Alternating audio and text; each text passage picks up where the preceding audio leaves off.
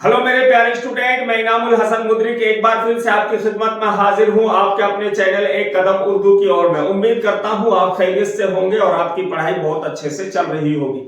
और इससे पहले मैंने जो भी ग्रामर के टॉपिक आपको लिखवाए हैं जरूर आपने अपनी नोटबुक में उनको उतार लिया होगा। तो मेरे प्यारे स्टूडेंट, आज का हमारा जो ग्रामर का टॉपिक है बहुत ही खास और अहम है। इसको समझना और जानना आपके लिए बहुत जरूरी है। ये हर तरह के एग्जाम में, ऑल एग्जाम में आपसे ये पूछा जाता है। उर्दू से मुताल्लिक किसी भी तरह का कोई इम्तिहान हो, ये ग्रामर का टॉपिक आपसे पूछा जाता है। कंपटीशन की आप तैयारी कर रहे हो या बोर्ड का एग्जाम आपको देना है 10th 12th 11th या 10th 8th क्लास का, तो भी आपको इसको याद करना है और पढ़ना है, क्योंकि मैंने बोल दिया है हर तरह के एग्जाम में आपसे पूछा जाता है। तो मेरे प्यारे स्टूडेंट, आज आपको पढ़ना है कलमा या लफ्ज की तारीफ, यानी कलमा किसे कहते हैं। कलमा को ही लफ्ज कहा जाता है, ठीक है। कलमा को क्या कहा जाता है? लफ्ज, या लफ्ज को कलमा कहा जाता है। ये तो एक ही है, ठीक है। कलमा जो और लफ्ज है ये एक ही है। यानी आज आपको पढ़ना है कलमा की तारीफ। जो बात हमारे मुंह से निकलती है उसे कलमा या फिर लफ्ज कहते हैं। यानी हमारी जबान से कोई लफ्ज निकलता है उसे हम कलमा कहते हैं। जैसे आप, ठीक है, तुम, कौन, मैं, यहां, आओ, कब जाओगे। अब देखिए, कब मिलोगे, क्या कर रहे हो, ये सब जो लफ्ज हमने ये जो बोले हैं, ये सेंटेंस बोले हैं, ये कलमा कहलाएंगे, ठीक है। समझ गए आप?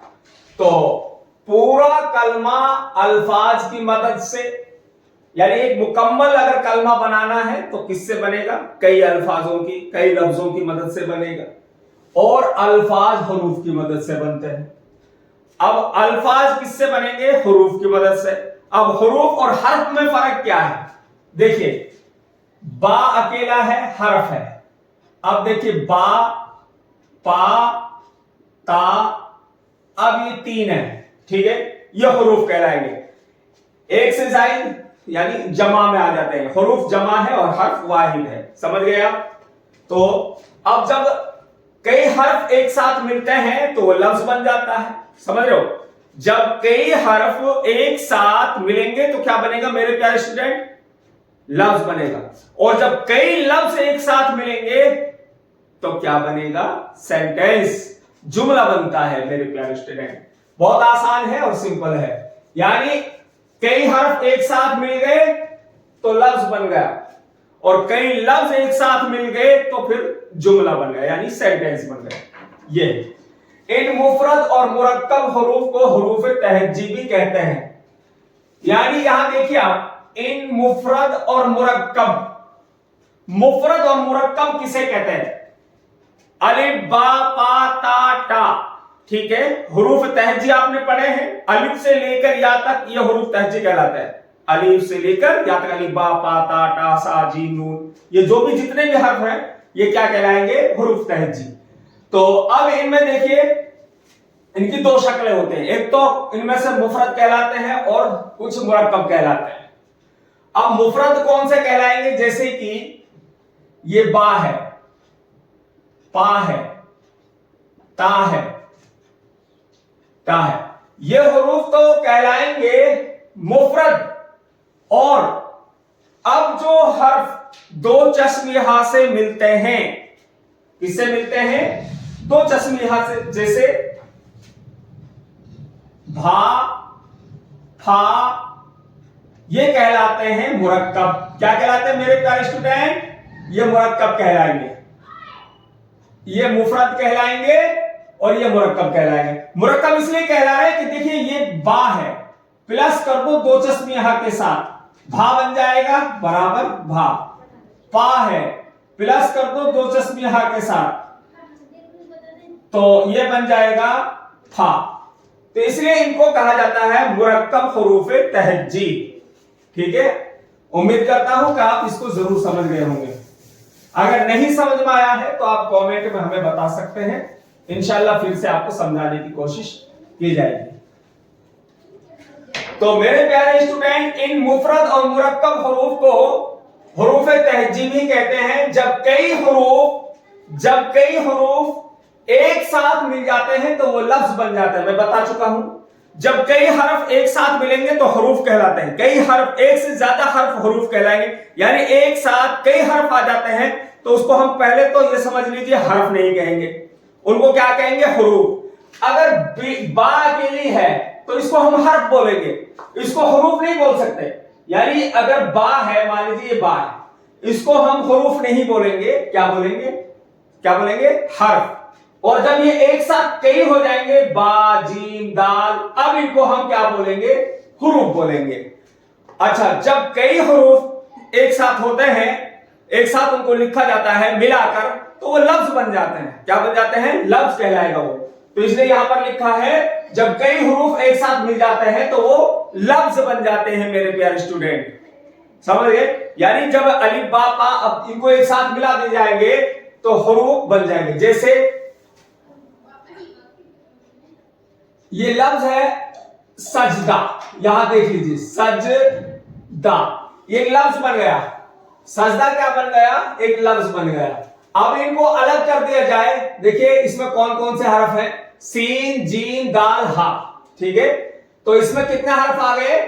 1 2 4 हरफ आ गए ना। सीन, जीम, दाल, हा, 4 हरफ अलग अलग हो जाएंगे। ठीक है, जब ये अलग अलग होंगे तो हरूफ कहलाएंगे। इन 4 हरफों को अलग कर दिया जाए, मान लीजिए ये हो गया आपका, मैं यहां लिख के बताता हूं आप तसल्ली से, थोड़ी वीडियो लंबी होगी तो कोई बात नहीं है। सीन, जीम, दाल, हा। अब ये हुरूफ है। हुरूफ इसलिए कि कई हर्फ आ गए एक साथ। अब इन हुरूफ को मिला दिया जाएगा तो क्या बनेगा? सजदा बन जाएगा। जैसे ये बन गया, इन हुरूफ को मिलाने के बाद में बना सजदा। अब ये लफ्ज कहलाता है, ये बन जाएगा लफ्ज। जब कई हुरूफ एक साथ मिल जाएंगे तो क्या कहलाएगा? लफ्ज। तो लफ्ज बन जाता है। और जब कई लफ्जों को एक साथ मिलाएंगे तो क्या बन जाएगा? सेंटेंस, जुमला बन जाता है। तो आई होप कि आप समझ गए होंगे। तो अब बढ़ते हैं हम नेक्स्ट टॉपिक के को लेकर। अब हम नेक्स्ट टॉपिक आपको समझाते हैं। यहां तक आपने समझ लिया, जब कई हुरूफ एक साथ मिल जाते हैं तो वो लफ्ज बन जाते हैं। लफ्ज की 2 किस्में होती हैं। अब समझो इसको मेरे प्यारे स्टूडेंट, लफ्ज की 2 किस्में होती है, इसको बहुत समझना जरूरी है। खास देखिए, लफ्ज की 2 किस्में होती हैं, ये बहुत जरूरी है समझना। नंबर 1 मौजू या कलमा, उसको मौजू भी कहा जाता है, कलमा भी कहा जाता है। नंबर 2 मुहम्मद। मेरे प्यारे स्टूडेंट, लफ्ज की 2 किस्में होती हैं, एक कलमा या फिर उसको हम मौजू कह लें, और दूसरा मोहम्मद। ठीक है, अब समझ गए आप? अब इन दोनों की डेफिनेशन को आपको समझना है, मौजू और कलमा या मोहम्मद की। सबसे पहले हमने समझना है मौजू या कलमा को, यानी मौजू कलमा किसे कहते हैं। नंबर 1 कलमा या मौजू, इसकी डेफिनेशन समझ लीजिए। कलमा या मौजू वो अल्फाज जो मायनेदार हो, यानी हर वो लफ्ज जिसका कोई मायना हो वो कलमा कहलाएगा। ठीक है, कलमा किसे कहते हैं? ठीक है, हमने आपको यहां पर बता दिया इससे पहले, कलमा लफ्ज के बारे में आपको बताया, उसकी तारीफ बताई, डेफिनेशन बताई। अब जब लफ्ज की 2 किस्में निकलती हैं, कौन कौन सी निकलती हैं? मौजू या कलमा, या फिर नंबर 2 पर मोहम्मद। अब इन दोनों को समझना है तो पहले वाली इस लाइन को हमने समझना था, वो आपने समझ लिया, लेकिन अब समझना है कलमा या मौजू किसे कहते हैं, कलमा किसे कहते हैं। आप ये भी कह सकते हैं कलमा किसे कहते हैं। कलमा वो अल्फाज जो मायनेदार हो, यानी हर वो लफ्ज जिसका कोई मायना हो वो कलमा कहलाएगा। यानी हर वो लफ्ज जिसकी मीनिंग हो, मायना निकलता हो, मतलब निकलता हो, वो कलमा कहलाता है। यानी ऐसा कोई भी लफ्ज XYZ जिसका मतलब निकलता है, मायना निकलता है, वो कलमा कहलाएगा। ठीक है, अब जैसे रोटी, फूल, चाय, ये देखिए खाना, इनके मायने हैं। रोटी, मैंने कहा मुझे रोटी दो, तो आप फौरन समझ गए रोटी जो है मायनेदार है। फूल, ठीक है, फूल आप समझ गए, ठीक है। चाय, ठीक है, किसी चीज का नाम है। खाना आप समझ गए, ठीक है, मुझे खाना खाना है, आप समझ गए खाना किस चीज के लिए कह रहा हूं। तो ये देखिए ये जो लफ्ज हैं जितने भी हमने लिखे हैं ये मायनेदार है। इस तरह के जितने भी मायनेदार लफ्ज होंगे वो कलमा कहलाएंगे, ठीक है। उम्मीद करता हूं आपने इस टॉपिक को समझ लिया होगा। जब आपने कलमा को समझ लिया तो फिर मुहम्मल भी आपको आसानी से समझ में आ जाएगा। यानी सबसे पहले कलमा की डेफिनेशन समझ लिए, फिर मुहम्मल की डेफिनेशन समझ ली। मुहम्मल क्या है मेरे प्यारे स्टूडेंट, अब इसको समझना है। मुहम्मल किसे कहते हैं? वो लफ्ज जिसका कोई मायना या मतलब ना निकलते हो।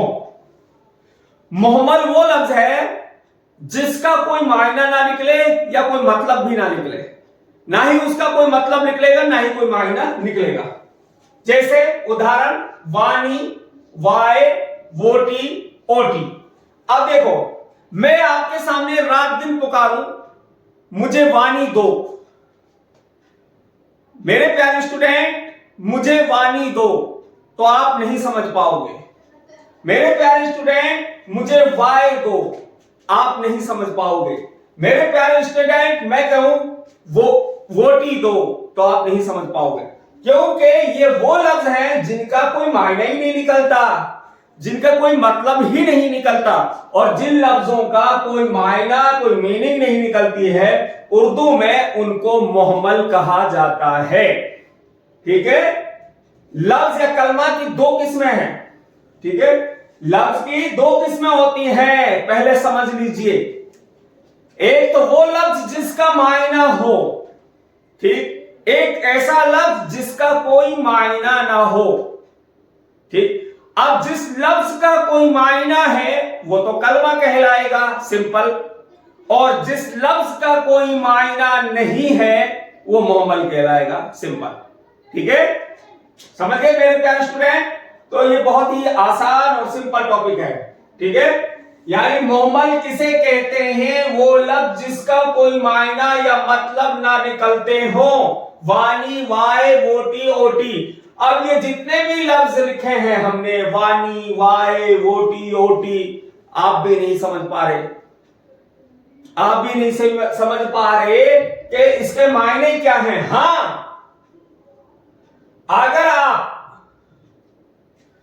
अगर इस वाणी को आप मायनेदार अल्फाज के साथ जोड़ दोगे तो आप समझ जाओगे। वाणी को अगर हम जोड़ दें मायनेदार अल्फाज के साथ तो इसका मायनेदार अल्फाज जैसे पानी, पानी है, पानी, वानी। अब हम समझ रहे हैं, ठीक है, क्योंकि ये अभी तक जो है ये जो वानी है ना, वानी, ये ताबे किसके हैं? पानी के। तब तो हम इसको जब इसके साथ जोड़ेंगे तब तो इसकी मीनिंग हम समझ पाएंगे। और अगर इस वानी को अकेला और सिंगल लिखेंगे नहीं समझ पाएंगे। आपसे मैं बोलूं पानी वानी है तो आप समझ जाओगे, अगर मैं बोलूं वानी है नहीं समझ पाओगे। यानी इसमें जो पानी है वो तो कलमा हो गया, पानी क्या हो गया? कलमा। और वानी क्या हो गया? मुहम्मल। समझ गया? तो ये फर्क है इन दोनों में। तो मेरे प्यारे स्टूडेंट इसको भी आप समझ गए होंगे, और अगर हां समझ में आ रहा है तो आप बताएं, और नहीं समझ आ रहा है तो भी बताएं। और वीडियो को शेयर करना बिल्कुल ना भूलें, लाइक करें, शेयर करें, और जिन्होंने अभी तक मेरे चैनल को जो सब्सक्राइब नहीं किया तो सब्सक्राइब भी कर लें। वीडियो को शेयर करोगे तो और स्टूडेंट का भी फायदा होगा। तो इसलिए अब समझना, आपने यहां तक समझ लिया। तो इसलिए कवाइद में लफ्ज मुहम्मल पर कोई बहस नहीं की गई है। देखिए आपको मैं ये भी समझा दूं कि लफ्ज जो मुहम्मल है उसके कोई मायने नहीं निकलते, कोई मतलब नहीं निकलता, इसीलिए कवाइद में, ग्रामर में इस लफ्ज पर कोई बहस नहीं की गई है, और ना ही उर्दू कवाइद में इसका कोई जिक्र है। उर्दू के अंदर लफ्ज मुहम्मल का बस इतना ही जिक्र है जो मैंने यहां पर लिख दिया आज, इससे आगे कोई जिक्र नहीं किया गया है। ना ही इसके कोई इसकी किस्में हैं, ना इसका कोई अकसाम है, ना इनको कई हिस्सों में तकसीम किया गया है। कोई बहस ही नहीं है। बस इसके बारे में यहां से आगे खामोश। इसके बारे में मतलब कहने का कोई ग्रामर में इसका जिक्र नहीं किया गया है। जो मैंने लिख दिया बस इतना ही है कि मोहम्मल किसे कहते हैं, यानी मोहम्मल कहते हैं हर गैर मायनेदार लफ्ज को जिसका कोई मतलब नहीं, बस जैसे वानी, वाठी, ठीक है, वाट। तो इसलिए कवायद में लफ्ज मोहम्मल पर कोई बहस नहीं की गई है और ना ही उर्दू कवायद में इसका जिक्र है। अब मेरे प्यारे स्टूडेंट, नेक्स्ट जो हम पढ़ेंगे कलमा की 3 किस्में। अब हमें पढ़नी है कलमा की 3 किस्में। तो हमने जब सबसे पहले, ठीक है, लफ्ज को समझ लिया, हर्फ को समझ लिया, ठीक है, लफ्ज किसे कहते हैं, कलमा किसे कहते हैं, ठीक है, कलमा की 3 किस्में आती हैं। देखिए लफ्ज और कलमा में डिफरेंस क्या, कोई डिफरेंस नहीं है। लफ्ज कलमा को कहते हैं और कलमा को लफ्ज कह देते हैं। लेकिन ऐसा कोई लफ्ज हो जिसके कोई मायने नहीं है उसको मोहम्मल कह देते हैं, बस ये फर्क हो गया। अब हमें जब ऊपर की जो मिसालों को हमने समझ लिया है तो अब हम आसानी से कलमा की 3 किस्में भी समझ सकते हैं। इसलिए कलमा की 3 किस्मों को समझने के लिए मेरे प्यारे स्टूडेंट, अगर मैं डायरेक्ट कलमा की 3 किस्में यहां पर लिखवा दूं और इनकी डेफिनेशन लिखवाऊं तो शायद आपको समझने में परेशानी होती। इसलिए कलमा को समझना पहले जरूरी है। आज हमने लफ्ज कलमा पर चर्चा की कि लफ्ज कलमा क्या है, ठीक है, इस पर बहस की, इसको आपने समझ लिया। फिर अब आगे हमारा नेक्स्ट जो टॉपिक है वो है कलमा की 3 किस्में। नंबर 1 इस्म, नंबर 2 हर्फ, नंबर 3 फ़ैल। तो इस पर हम नेक्स्ट जो हमारा पार्ट आएगा, नेक्स्ट जो हम वीडियो बनाएंगे इसी पर बनाएंगे। अगला हमारा नेक्स्ट टॉपिक जो होगा कलमा की 3 किस्मों के ऊपर होगा और इस पर हमारी बहस होगी और इंशाअल्लाह पूरे तरीके से, अच्छे तरीके से आपको समझाने की मैं कोशिश करूंगा। आज तक यही हम खत्म करते हैं। आज के लिए इतना ही है। इंशाअल्लाह फिर मिलेंगे नेक्स्ट वीडियो में नेक्स्ट टॉपिक के साथ। अगर मैं आज इसी टॉपिक पर कलमा की 3 किस्मों पर बहस करूंगा तो ये वीडियो बहुत लंबी हो जाएगी। तो बेहतर है कि इस पर एक अलग से वीडियो बने जाए और इन पर बहस की जाए। तो इस्म आप जानते ही हो किसे कहते हैं। इस्म किसी भी चीज या इंसान के नाम को इस्म कहते हैं। हर्फ अकेला कोई मायने नहीं रखता, लेकिन जब ये 2 इस्म फ़ैल से मिलकर इसके मायने निकलते हैं, इस पर एक लंबी बहस होगी। फ़ैल किसे कहते हैं, किसी भी काम का करना या होना फ़ैल कहलाता है। तो इस पर हमारा जो नेक्स्ट टॉपिक आएगा, इस पर नेक्स्ट वीडियो आएगी, उसमें हम बहस करेंगे, आज नहीं। तो मेरे प्यारे स्टूडेंट, आई होप के आपने इन सभी टॉपिक को समझ लिया होगा। उम्मीद करता हूं अगर समझ में नहीं आया है तो आप हमें कमेंट में बताना। और फिर से कह रहा हूं वीडियो को शेयर करना बिल्कुल ना भूलें। फिर मिलेंगे इंशाअल्लाह। अस्सलाम वालेकुम।